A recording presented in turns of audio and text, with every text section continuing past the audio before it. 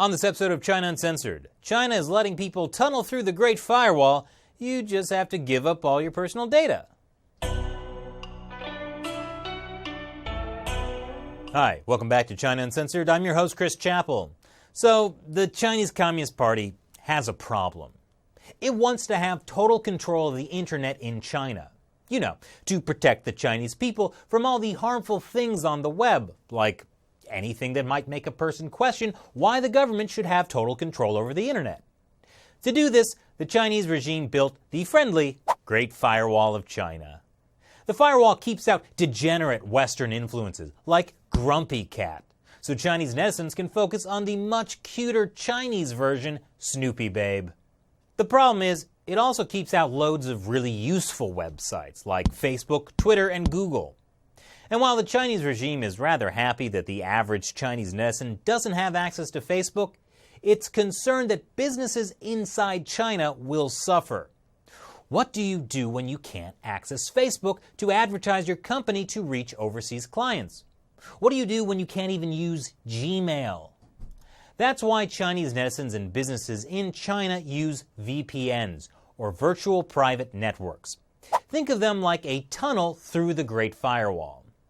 They not only allow access to blocked websites, they also add an extra layer of security for both individuals and corporations. They protect people's data from leaking onto the internet.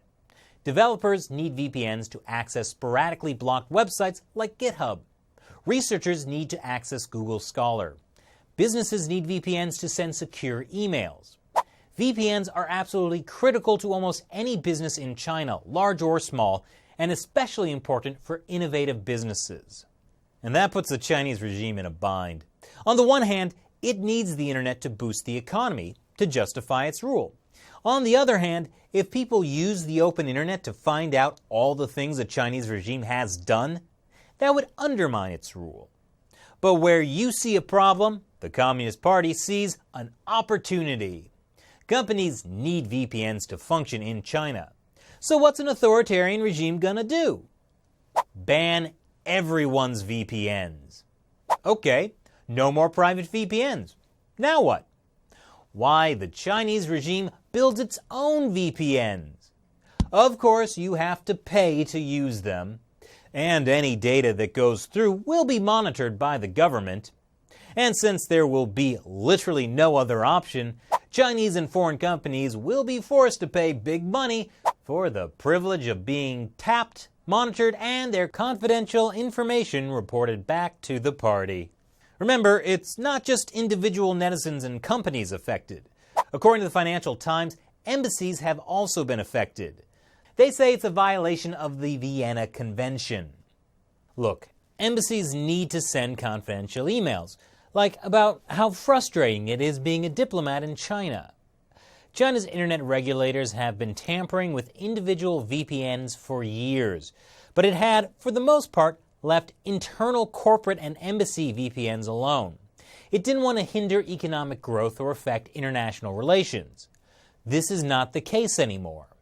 After the 19th Party Congress last year, the Communist Party decided that surveillance takes precedence, even over economic development.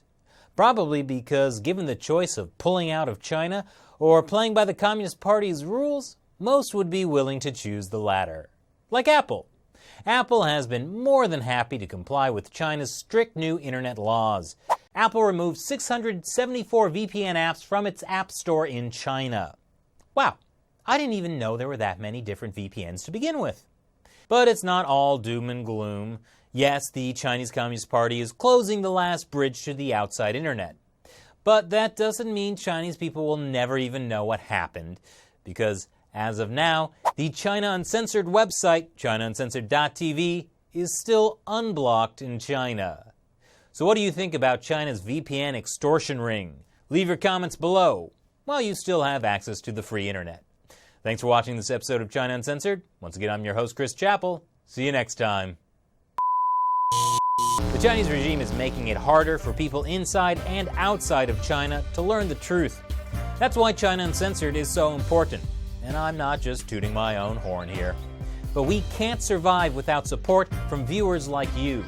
If you think uncensored information about China is important, please support us on the website Patreon. For as little as $1 per episode, you can make a big difference. Visit patreon.com/China Uncensored or click the link below.